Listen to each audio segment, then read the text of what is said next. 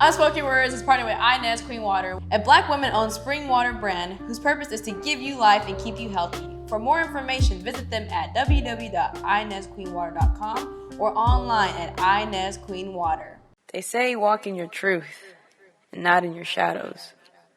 They also tell you you're too much, making you feel like a burden, but they always want you to speak up for what isn't spoken. Unspoken truth, hiding behind an unspoken poet, unspoken stories, never get told by unspoken words.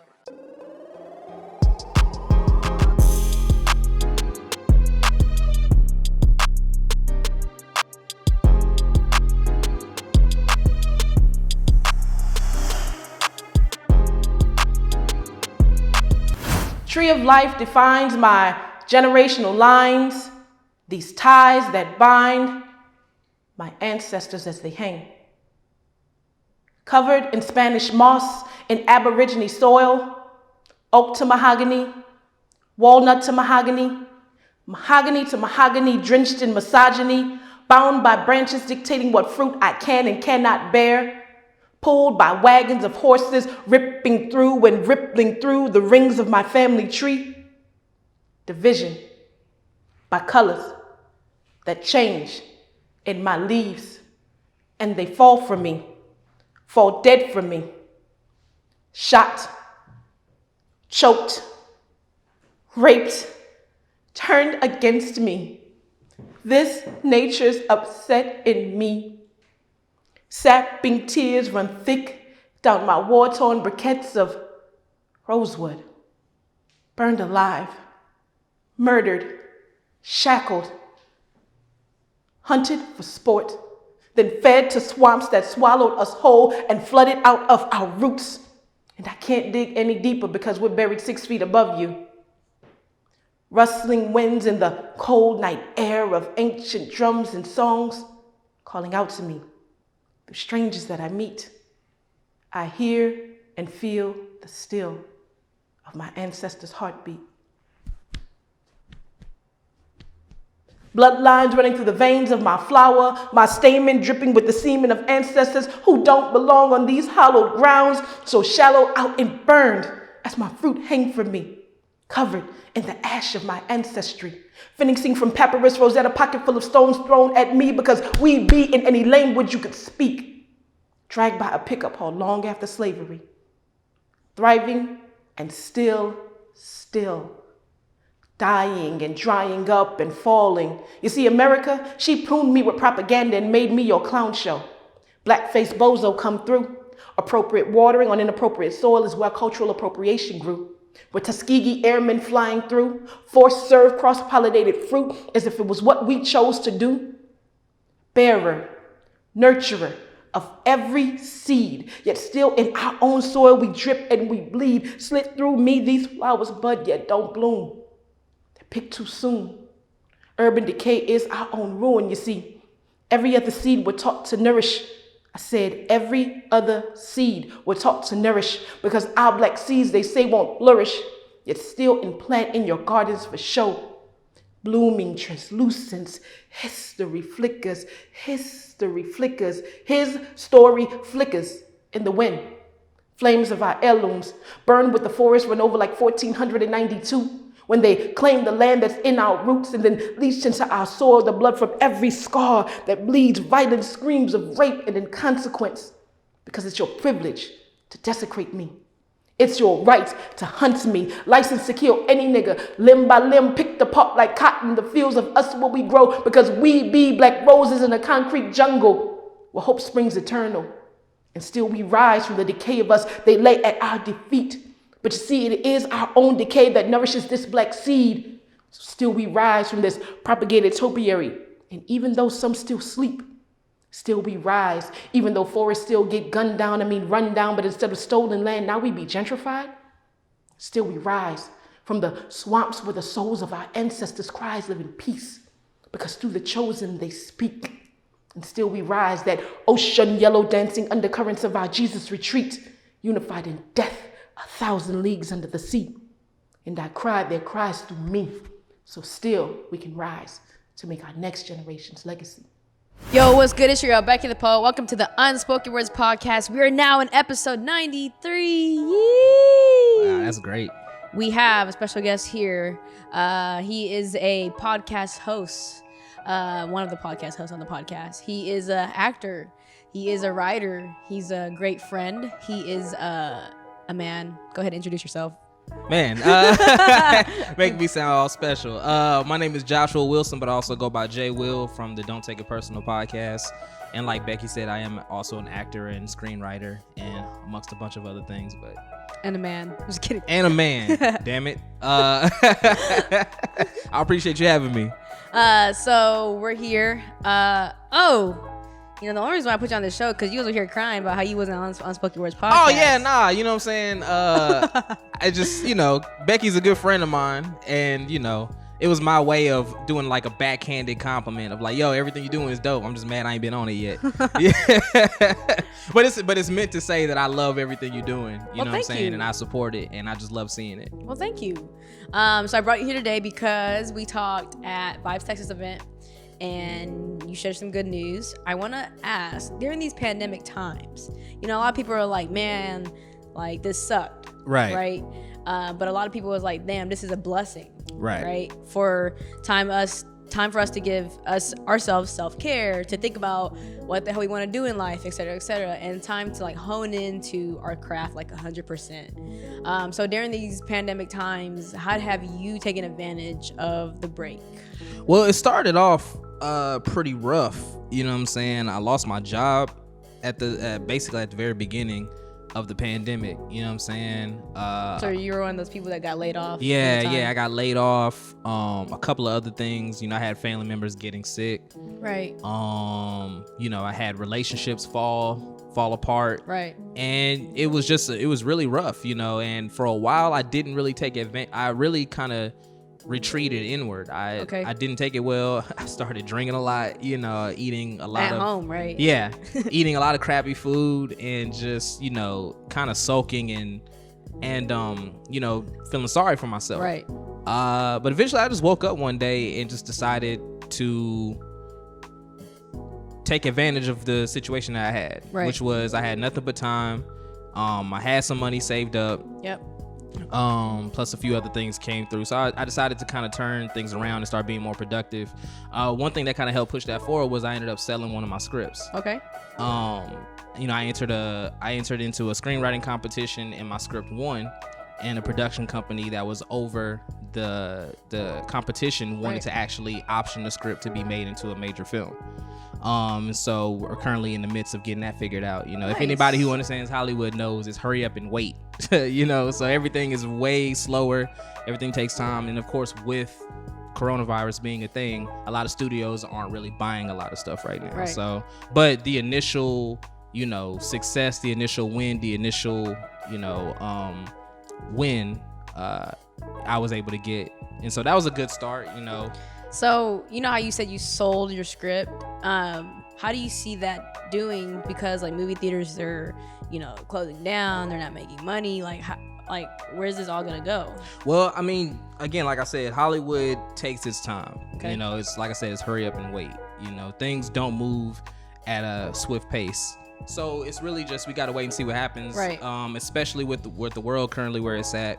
With like you said, movie theaters being shut down, a lot of TV shows were in the middle of filming and had to stop. Right. So there's a lot of other projects already on the books that still have to be. Get the next season of Stranger Right. Things. The next season.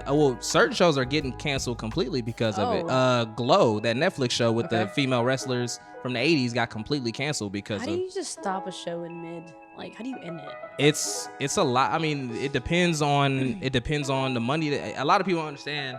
The money that gets spent, the time, and things with most TV shows, they shoot like the first few episodes ahead of time, and then they actually start shooting the rest of the season as the show is on TV. Oh, okay. So that cut a lot of shows out of getting, put on the air because it takes away them shooting in conjunction with the show coming out. Right. So it's a lot of mess. So with my situation, with the script that I sold, who really knows what happens next? Right. But what it did was it opened the door for me, and it allowed other opportunities to come my way. Right. Because of that situation, I've done a lot of writing work in other places. I've been considered for even positions at studios. Yeah. You know, there's a bunch of situations that were thrown my way because of that initial sell. So it's just taking advantage of those opportunities. So did this sell give you like validation to like, yeah, this is what I'm supposed to do. This is my right path. Oh, definitely. It gives you validation. It's always good to have things reiterate what you want to do. But people like me, I knew what I was meant to do anyway. Right. So this is just right on time for me. Right. For me, it's a matter of when, not if. I never question whether something I want is going to happen. So how is your patience being tested right now?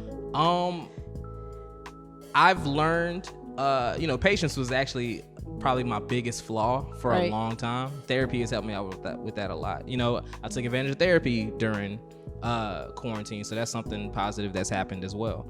So therapy became a good outlet, right? Oh yeah. As to, I guess, hindering your own problems or anything. Right. It helps you understand yourself a whole lot better. Why you do certain things, how much certain things affected you that you didn't realize affected you. And that's helped me out with a lot of things, including my writing, including podcasting. You know, I have a deeper way of looking at situations now because of that. So how are you looking at situations before then if you weren't looking into it deep? Were you just looking at the surface of it? And No, not even that. I would just say that I would look at things as if certain things weren't as impactful as they were. Right. You know, there's certain aspects of who I am as a person, certain ways I react to things that I thought, oh, that's just how I am. I don't know why how I am, but that's just how I am. Now I understand it. Now I understand why I do certain things and how I react to certain things. I will say it's funny because on your podcast, you guys are like, I would say you guys are like, nobody is safe type of vibe. And to have you here on the Unspoken Words podcast, you're just like, it's a different side of you, which is why like I love having my friends and other people on here because, you know, on their show, you guys are probably ruthless and That's one way to look at it. Yeah. But like on here, you're just like so deep, it's so serious, and it's just so interesting. Well, what's interesting is like, yeah, if you listen on the surface, you would think that we're like ruthless and like really critical.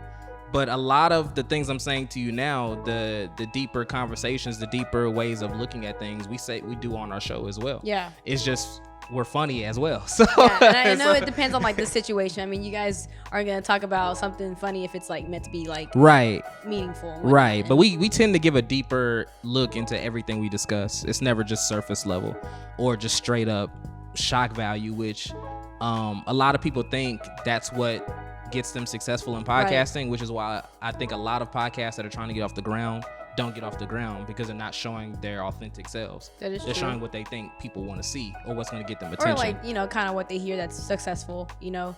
I know a lot of times when we first start off, we listen to people that we love to hear. Right. And we try to mimic their doings. Right. Even as a poet, like I see poets on like right about now, but in poetry, and they're like performing great ass poems and their tone of voice is great. But I look at myself and I like watch myself, I'm like, dude, I feel like you're trash. But in all reality, what I've learned is we have our own way of doing things. Right. I may be that poet that's serious and whatnot, and I'm acceptance of my flaws. You know, like if I mess up, like, oh, fucked up, you guys, gotta start over. You know, right? And I learned how to make a joke about it, and that's one thing I appreciate you as well about you as well is that even if like you'll take advantage of the fact that I messed up, start this over again. Like you're in real time. It's like people are a part of the experience with you, right? And I think that's something special about you. Well, thank you. I'm getting compliments, you guys. I love Jay Wil. I know during these times we've been so honed into what we're doing, we can get distracted in life. For sure. Especially when it comes down to social media, politics, especially around this time, events, right? Why, as human beings, do you think we're so distracted with outside environmental issues when sometimes like the phrase is like focus on yourself is like kind of just brushed over? How many people in this world do you think actually want to look at themselves? I think most people most people are distracted or do whatever they can to take time away from having to look at themselves. Do you think that's mainly like the problem when it comes down to like the mental health world of creatives? Yeah. We watch other people but with ourselves, we don't put as much effort within our own projects because we just see other people doing better. There's that distraction of like, oh, somebody's doing something similar to me and they're doing better at it right now than me. That takes your attention away. Focusing in on things that take attention or time away from you doing what you need to do for your own projects. Right. I've learned that about myself. And I said it on my show not too long ago where I said, when I first moved to Dallas, there were so many things I was doing to help other people out with their projects because what did you do for yourself? I didn't do anything for myself. Yeah. And that's what I learned. I realized I was distracting myself from possibly failing on my own. It's so much easier to attach yourself to somebody else's project or somebody else's thing because if they fail, they failed. You didn't fail. They failed. If you focus on yourself and you fail, you fail. That's why like sometimes it is easier to help other people. Oh, yeah. And I realized that about myself. I didn't even realize that's what I was doing. I thought I was nice. Yeah. I'm not gonna lie. I do that too. Like I'm helping you. I'm really helping you. But it's like, no, I'm really just avoiding my own problems. Yeah, because it's so, you run into a lot of people in life that say, oh man, back in my day, or I could have did this, but it didn't work out, or they didn't want somebody like me in that position, so it didn't. A lot of people do those things because they scared themselves out of actually going for it. Right. Or they went for it and it didn't work, and a lot of people don't want to accept that. A lot of people, failing is terrifying. Right. Like I don't want to downplay that whatsoever because people need to realize. Are you scared of failure? I'm not afraid of it. I acknowledge that it's a possibility. It's funny. I just said that because last episode, if you guys listened, Jules, Creator Jules, I was about to call her by a government name, but she talks about how she's not afraid of failure, which is something like I'm afraid of failure. I would say I'm not, because if anybody who knows me, and this isn't an act, this is really who I am. I believe that everything that I want to do, it's gonna happen. It's just a matter of when it happens. Okay. It's not. I don't go by ifs. I never say the word if. I always say when. You said it now. See, all right, I'm not messing with you today. No, but I typically never say the word if because I feel like whether you like it or not, that puts doubt in the air. Right. And I don't like that. I don't like thinking that there's a possibility something won't work, because so many things in my life have happened to show me that I'm meant to do everything that I want to do. It's just a matter of me making it happen. So we're in December, hypothetically speaking, whatever. But I know January's coming up, so we make goals. Oof. Right? So you just sold a script, right? Yeah. And you could kick back and relax and just... No, I can't. But what are your goals when it comes down to the end of the year going into the new year? Well, the world is so uncertain. It's weird to make goals. This is probably the hardest time it's ever been for me personally to make a goal. But I can tell you what I know for a fact that I'm going for. Okay, let's hear it. I plan on moving to LA before my 30th birthday. Okay. I turned 30 in April, and my goal is to be in LA before my 30th birthday. So that's something I'm looking forward to.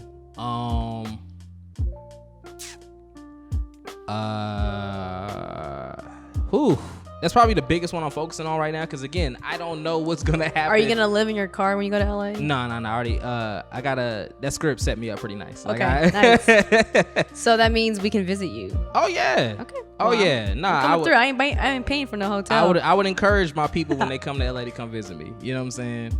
I'm gonna be lonely probably. Nah, I know some people. I know quite a bit of people out there, so it'll be good for me. I'm just got to get everything situated. Because we're still going to do my podcast even with me gone. We got the equipment situated to where we can call in. I can call in. So a while back ago, I had a conversation with you, or I heard on your podcast, that if you go big, don't take it personal, podcasts would stop. Is that correct? No, we're going to eliminate all our old episodes. Oh, okay. But we're going to keep it going. Okay. Because, in Hollywood, they like to drum up old shit. And so... Wait, so how can you remove episodes? Because, they say what stays on the internet, what you put on the internet stays on the internet. Is that true? To an extent. So have you had to watch what you say on your show now that you sold a script? No, really. It's just a matter of it's really just a matter of here's the thing. One thing I don't do is lie. I don't lie. Okay. And one, I don't hold back how I truly feel. Okay. That's why it's called Don't Take It Personal. Like, it is what it is at this point. But the reason why we're going to delete all episodes is because when I get to a certain level of notoriety, right, I would like people to see us at our best. So it's a joke. We always say, oh, we're going to get rid of all our old episodes, but it's because it's a lot of trial and error during that time. And I'd rather people see us, like, whenever I get to a certain level of notoriety, they see, like, we're fully formed. Like, the version of us right now is incredible. This year has been our best year as a podcast. We've made the most incredible episodes this year than we have all our previous years. I heard you're hopping back on the ballots for the Cosign Awards. Oh yeah, nah. I mean, I couldn't be on it last year because I was working for Cosign, so it was a conflict of interest. But, so you decided not to work for Cosign just so you could be on it this year? Nah, I'm just kidding. I decided not to work for Cosign because it goes back to what we were saying earlier. Right. Like, I was focusing so much on helping KG with his brand. Right. I stopped focusing on me and He's what I was just trying to do. you suck, KG. I'm just kidding. Don't do that. KG know he's like my brother. I was just talking to him the other day. He's coming in today. Oh, is he? Dope. But nah, it was, and he understood that I am losing sight of what I need to do for me and what I'm trying to accomplish by being in this position. I'm gonna say this. I love friendships like that respect each other's, like, you know, I love to help you. Like, we're doing great working each other, but right now, like, I want to focus on myself. And the fact that, like, he was like, yo, like, I respect that, you know, because you know how sometimes how people leave is like on bad terms, right? And they be doing shicey stuff to each other, like, well, I'm not gonna give a fuck about his business. I'm just gonna worry about mine. But then, like, people see that, you know, like, if you were working with me and you start doing less, I'd be like, so I guess you know. Right. And that's why it's hard working with friends. You gotta be really careful with that. Yeah. But KG, I've known KG, it's going on 8 years now that I've known him. You guys are old. Yeah. Jesus. Don't say that. But no, we've known each other for a good amount of time to where we can say those things to each other and be real with each other. There's a lot of real conversations me and KG have had that would be uncomfortable for other people. But it's just because the love and respect we have for each other that it didn't get in the way. Uncomfortable for other people. Huh? That's so scary to think of. No, there's some conversations we have where it's like, man, I don't know where this is about to go. So, I like to end off on a positive note. Okay. So you can tell me a joke or a positive quote, and then drop all your social medias, all your ways to contact you. Okay, so one quote that I constantly, you know, I have a board full of positive affirmations I read to myself every day before I leave the room. Like, as soon as I get up, do you believe those positive affirmations? Of course, especially now I'm in therapy. Belief, you guys. You know what I'm saying? You know, for people who, the biggest thing I've learned in therapy, which I advise everybody to really look into this, because a lot of people don't realize that we don't do this. You have to love yourself. And I realized that I'm 29 years old now. This year is the first time I've ever truly loved myself. Yeah. And so that's something really, really important. But the main quote that I live by every day, the main affirmation that sticks in my head is, I am who I want to be. You know, a lot of people say, I got to get to this certain level to do this, or I got to do this. I'm not where I want to be yet. Doesn't matter. You're already who you want to be. Right. You're already that person. I like that.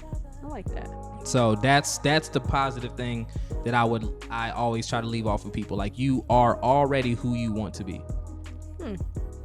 And where can they find you on social media? Man, so all social media, you can find me at Jay Wil etc. That's JAYWIL etc. You'll find all my other social media platforms from there, the podcast platform and all of that, because we drop every Monday, so make sure y'all listen to that as well. It's super dope. We just crossed 1 million streams a month or so ago. I saw that. Congratulations. Yeah, that was crazy. You know, we just have a really crazy fan base that I have to answer maybe like over 100 DMs a week. Yeah. Just from people who like love the show. Who apparently want to know a lot about your relationship. Every time reading your story, it's all about, like, there's like 5 questions back to back. Well, relationship. You don't know what that is? It's because I'm so private with that. Yeah. That when people see me be upfront with it. Yeah. they realize that it's serious. Yeah. And so that's why a lot of people are involved in it, is because prior to that, prior to my last relationship, years went by before anybody even saw me in the same picture with a woman. Yeah. You know what I'm saying? So people who are invested in your life, you know, we have thousands of fans who listen to the podcast every week, and they never seen me post a woman. Now they see me posting a woman. They're invested. Yeah. That's all that is. Well, I appreciate the entertainment and your responses. Yeah. What Becky is referring to is I do this thing every Friday where I allow people to ask me anything they want to ask me, and sometimes those questions get wild. And there's a lot of questions I don't even answer, like, because they get so Do you wild. answer them privately? Some of them I do. Some of them, like, they're not even worth responding to, but they get crazy. So that's why if you only see like 5 to 10 questions, that's because there's a good 50 or so that are just so wild I can't even go there. People are disturbing and nosy. No, they are, but But you enjoy it. Do you enjoy it? I don't. No, I don't. But here's the thing. I'm putting myself in a position where I'm putting myself out there. Yeah. So I've accepted that whatever I put out there, I have to be willing to take with True. me. So I want to be an actor, writer, media personality. I have to be willing to take what comes with that, which True. is any negative feedback. If somebody doesn't like me, or if somebody has something Yeah, I messed don't up to like say you. about me, like I typically, one, I don't respond to it really ever. And two, Which irritates the hell out of them. oh yeah, but also too, it's just it's what comes with it. Like, I'm not one of those people. I actually get annoyed when celebrities say, "Oh, I hate like paparazzi's taking pictures of me, or they won't just let me eat alone with my family." Like, I get annoyed when celebrities say that because You kind of signed up for this life. you get paid millions of dollars to have people appreciate Right. what you do. You got to factor out everything in. Yeah, I know, and it's a deeper conversation with that. Some people will hear that surface level comment and have an issue with it, but for me, you got to really think about, like, would you rather wonder where your next meal is coming from? Would you rather know when you're getting paid next? Would you rather worry about if your kids are gonna have heat when it's cold? Like, I think you would rather have millions of dollars in your bank account and have an abundance of people either like you or dislike you. I will say this, you guys. If you want photos of Jay Wil acting crazy, go back to the timeline of the opening of For the Culture Studio. There's some good photos. Oh man, hold on now. Don't do me like that. Before we head out, we're gonna say our goodbyes one more time with your social media. Yes, Jay Wil ETC on all social media, Twitter, which I'm not really on Twitter like that, but Instagram mostly, and Facebook is just Joshua Wilson. Like, and being formal and professional. Oh yeah, you know, I'm always professional, even when other people try to bring me down to another level. All right, you guys. If you're watching this on YouTube, go ahead and subscribe, share this, comment below. I read them. And then if you're listening to this on Apple Podcasts, Spotify, all the above, send it to somebody else. If you want to know who the face of this person you're listening to is, check out the YouTube. And yeah, we out. If you haven't yet, please subscribe to my YouTube at Becky the Poet. And then follow me on Instagram, Becky the Poet, and the podcast, Unspoken Words Podcast. All right, you guys. Love y'all.